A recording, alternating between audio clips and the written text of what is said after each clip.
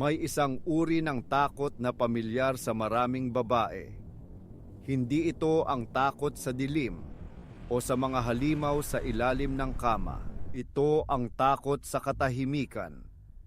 Isang partikular na uri ng katahimikan. Ang katahimikang iniiwan ng isang lalaki na may kakayahang maglaho na parang bula. Siya ang lalaking kinatatakutan mo. Hindi dahil sa kanyang lakas o sa kanyang galit. Kinatatakutan mo siya dahil sa kanyang kapangyarihan na burahin ang sarili niya sa buhay mo anumang oras niya naisin. Isang araw, nariyan siya. Ang kanyang presensya ay parang init ng araw sa taglamig. Ang kanyang mga salita ay musika. Ang kanyang atensyon ay isang biyayang ipinagkaloob sa iyo. Sa mga sandaling iyon, pakiramdam mo, ikaw ang sentro ng kanyang mundo. Ang lahat ng bagay ay nasa tamang lugar. Panatag ka. Tapos, sa isang iglap, wala na. Walang paalam, walang paliwanag, tanging isang nakabibinging katahimikan.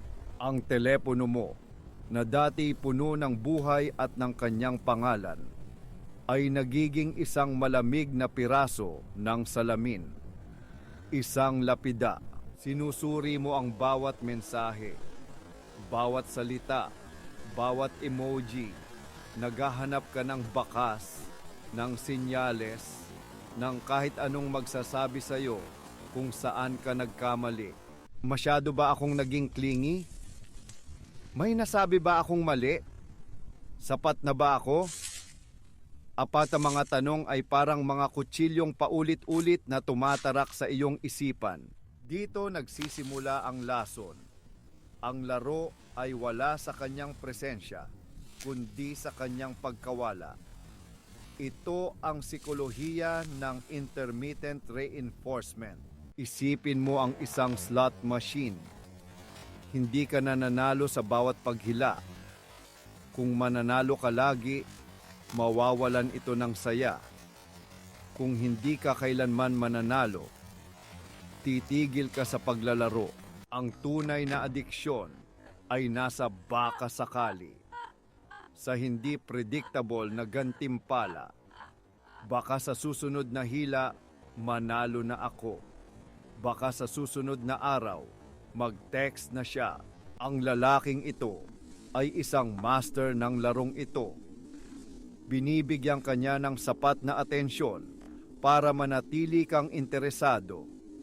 Sapat na init para hanap-hanapin mo. Pagkatapos, bigla siyang maglalaho. At sa kanyang pagkawala, iniiwan kanyang gutom, desperado. Nag-iisip kung ano ang ginawa mo para mawala ang gantimpala. Hindi ito aksidente. Ito ay isang diskarte. Conscious man o hindi, ito ay isang anyo ng emosyonal na pagmamanipula. Ang kapangyarihan niya ay hindi nagmumula sa kung sino siya. Nagmumula ito sa kawalan ng katiyakan na nililikha niya. Ang iyong utak ay nagiging abala sa pagpuno ng mga patlang. Ito ang tinatawag na Zeigarnik effect. Mas naaalala natin ang mga bagay na hindi natapos, ang mga usapang nabitin, ang mga pangakong hindi natupad. Ang kanyang paglaho ay isang bukas na kabanata. At ang isip mo, sa desperasyong makahanap ng closure, ay gagawa ng sarili nitong mga kwento. Mga kwento kung saan ikaw ang may kasalanan. Kilalanin natin si Elara, isang brilliant na arkitekto. Isang babaeng nagpapatayo ng mga gusali na sumasayad sa langit. Sa kanyang propesyon, siya ang may kontrol. Lahat ay sumusunod sa kanyang plano. Bawat linya, bawat sukat, lahat ay may lohika. Ang mundo niya ay gawa sa bakal, salamin at katiyakan. At dumating si Silas, isang misteryosong pintor na ang mga obra ay parang mga panaginip na hindi mo matandaan pagkagising. Magulo, hindi predictable. Ang kanilang pagsasama ay isang banggaan ng dalawang mundo, ang order at ang chaos. Sa una, ito ay nakakabighani. Binigyan ni Silas si Elara ng mga kulay na hindi niya alam na posible, ng mga gabing walang plano, ng mga halik na lasang tinta at alak. Pero si Silas ay parang alon. Dumarating siya ng may buong lakas at umaalis ng hindi mo namamalayan. Isang linggo siyang magiging sentro ng mundo ni Elara. Mga tawag sa hating gabi, mga surpresang bulaklak, mga sulat na nakatago sa kanyang mga libro. At pagkatapos, maglalaho siya ng 2 linggo. Walang text, walang tawag. Ang kanyang art studio, sarado. Para siyang hindi nag-exist. Sa una, nag-aalala si Elara. Sa pangalawa, nagagalit siya. Sa pangatlo, sinisisi niya ang sarili niya. Ang babaeng nagdidisenyo ng mga skyscraper ay hindi makatulog sa gabi, nakatingin sa kisame, sinusubukang i-engineer ang isang solusyon sa problema na tinatawag na Silas. Ang kanyang trabaho ay naapektuhan. Ang kanyang mga kaibigan ay napapansin ang kanyang pagkawala sa sarili. Si Silas, ang kawalan ni Silas, ay unti-unting sinasakop ang lahat ng espasyo sa kanyang buhay. At kapag sa tingin niya ay hindi na niya kaya, babalik si Silas.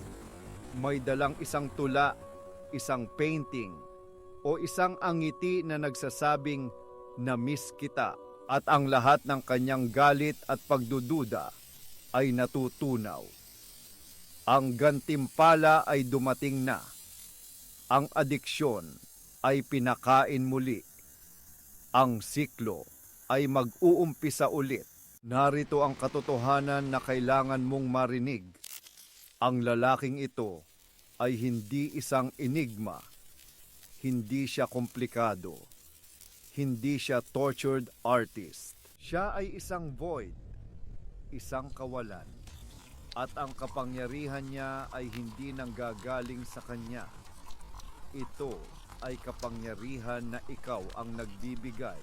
Sa bawat minuto na ginugugol mo sa pag-aanalisa sa kanyang katahimikan, pinapalaki mo ang kanyang kahalagahan. Ginagawa mo siyang sentro ng iyong kwento. Ang kinatatakutan mo ay hindi ang pagkawala niya. Ang kinatatakutan mo ay ang pagkawala ng posibilidad na dala niya. Ang posibilidad ng pagmamahal, ng pagtanggap, ng closure. Pero ang posibilidad na iyon ay isang ilusyon, isang paon sa isang bitag na paulit-ulit kang nahuhulog. Ang pagbabago ay nagsisimula sa isang gabi, habang si Elara ay nakaupo sa kanyang drafting table. Isa na namang gabi ng paghihintay. Tiningnan niya ang kanyang mga plano.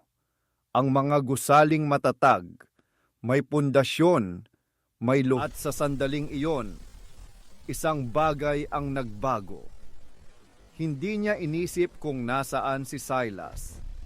Hindi niya inisip kung ano ang ginagawa niya. Sa halip, tinanong niya ang sarili, bakit ako narito?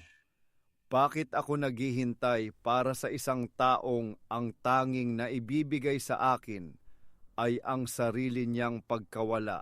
Ito ang paggising. Ang pag-unawa na ang lalaking may kakayahang maglaho ay makapangyarihan lamang kung mananatili ka sa lugar kung saan kanya iniwan, naghihintay. Ang kanyang kapangyarihan ay nakasalalay sa iyong pananatili, sa iyong pag-asa, sa iyong paniniwala na isang araw, magbabago siya. Ngunit ang mga taong nagpapakita sa iyo kung sino sila sa pamamagitan ng paulit-ulit na pag-alis, paniwalaan mo sila. Kinuha ni Elara ang kanyang telepono. Ngunit sa pagkakataong ito, hindi para tingnan kung may mensahe. Binuksan niya ang contact ni Silas at sa isang pindot, binura niya ito. Hindi ito isang kilos ng galit. Ito ay isang kilos ng pagpapalaya. Isang deklarasyon na ang kanyang kwento ay hindi na tungkol sa paghihintay sa isang multo. Ang tanging lalaking kinatatakutan mo ay hindi ang lalaking may kakayahang maglaho. Ang kapangyarihan niyang iyon ay isang murang salamangka. Ang tunay na kapangyarihan ay nasa sayo. Ang kapangyarihang piliin kung sino ang bibigyan mo ng espasyo sa iyong isip. Ang kapangyarihang maglakad palayo sa isang larong hindi mo kailanman mapapanalunan. Hayaan mong maglaho ang lalaking iyon. Hayaan mo siyang maging isang multo sa alaala. Dahil habang abala siya sa kanyang paglalaho, ikaw ay abala sa pagbuo ng iyong sarili. Ang lalaking may kakayahang maglaho magpakailanman ay kinatatakutan lamang ng babaeng nakalimot na siya rin ay may kakayahang umalis.